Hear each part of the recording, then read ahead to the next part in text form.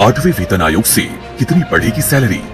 चपरासी से लेकर अधिकारी तक अपनी सैलरी का सही हिसाब यहाँ जानिए। केंद्र सरकार के लाखों कर्मचारियों और पेंशन भोगियों के लिए बड़ी खुशखबरी है। प्रधानमंत्री नरेंद्र मोदी की अध्यक्षता में हुई केंद्रीय मंत्रिमंडल की बैठक में 8वें वेतन आयोग के कार्यक्षेत्र को मंजूरी दी गई। ये आयोग अब केंद्र सरकार के कर्मचारियों के वेतन, भत्तों और सेवा शर्तों की समीक्षा करेगा। माना जा रहा है कि इसका पूरा क्रियान्वयन 2028 तक हो पाएगा। इस फैसले से 50 लाख से अधिक केंद्रीय कर्मचारियों और लगभग 69 लाख पेंशन भोगियों को सीधा फायदा पहुंचेगा। दरअसल हर वेतन आयोग का मकसद कर्मचारियों की आय को महंगाई के अनुरूप समायोजित करना और उनके जीवन स्तर में सुधार करना होता है। अब सबसे बड़ा सवाल ये कि 8वें वेतन आयोग के लागू होने पर आखिर सैलरी में कितना इजाफा होगा। 7वें वेतन आयोग में फिटमेंट फैक्टर 2.57% तय किया गया था, जबकि मीडिया रिपोर्ट्स के मुताबिक 8वें वेतन आयोग में इसे घटाकर लगभग 2.46% रखा जाएगा। फिटमेंट फैक्टर वह गुणांक है जिससे पुरानी बेसिक सैलरी को गुणा करके बेसिक सैलरी तय की जाती है। हर वेतन आयोग के लागू होने पर महंगाई भत्ता डीए को रीसेट किया जाता है, यानी डीए 0 से शुरू होता है, क्योंकि नई बेसिक सैलरी में पहले से ही महंगाई का प्रभाव जोड़ा जा चुका है। बाद में हर 6 महीने में डीए बढ़ाया जाता है। वर्तमान में केंद्रीय कर्मचारियों को 55% महंगाई भत्ता मिल रहा है। अब एक उदाहरण से समझिए सैलरी में कितनी बढ़ोतरी हो सकती है।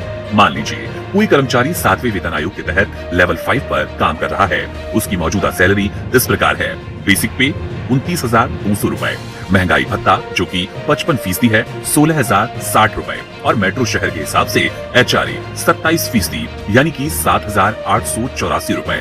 इस हिसाब से उसका कुल वेतन 53,144 रूपए होता है। अब अगर 8वें वेतन आयोग में फिटमेंट फैक्टर 2.46% लागू हुआ तो उसी कर्मचारी की नई बेसिक सैलरी 29,200 गुणा 2.46%, इसका जोड़ होगा 71,832 रूपए, जो कि शुरुआत में डीए को 0 कर दिया गया। इसलिए प्रारंभिक महीनों में डीए नहीं मिलेगा, लेकिन HRA बेसिक सैलरी के अनुपात में बढ़ेगा, जो कि 27% रहेगा।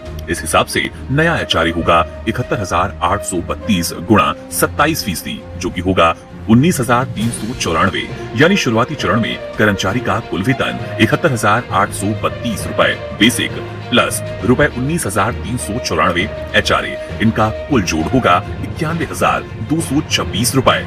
इस तरह से देखा जाए तो मौजूदा 53,144 रूपए के मुकाबले नई सैलरी 91,226 होगी, यानी लगभग 38,000 से अधिक की बढ़ोतरी।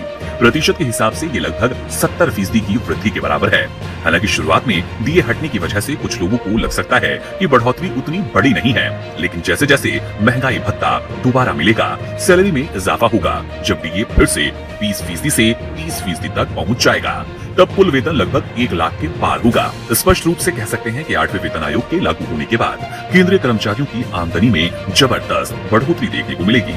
इस बढ़ोतरी का असर न केवल कर्मचारियों की क्रय शक्ति पर पड़ेगा, बल्कि बाजार में मांग बढ़ेगी और इससे अर्थव्यवस्था को गति मिलेगी। पेंशन भोगियों को भी समान रूप से लाभ होगा, क्योंकि उनकी पेंशन नई बेसिक पे के अनुसार पुनर्निर्धारित होगी। इस तरह 8वां वेतन आयोग न केवल वेतन वृद्धि का साधन बनेगा, बल्कि आर्थिक सुधार का एक महत्वपूर्ण कदम भी साबित होगा।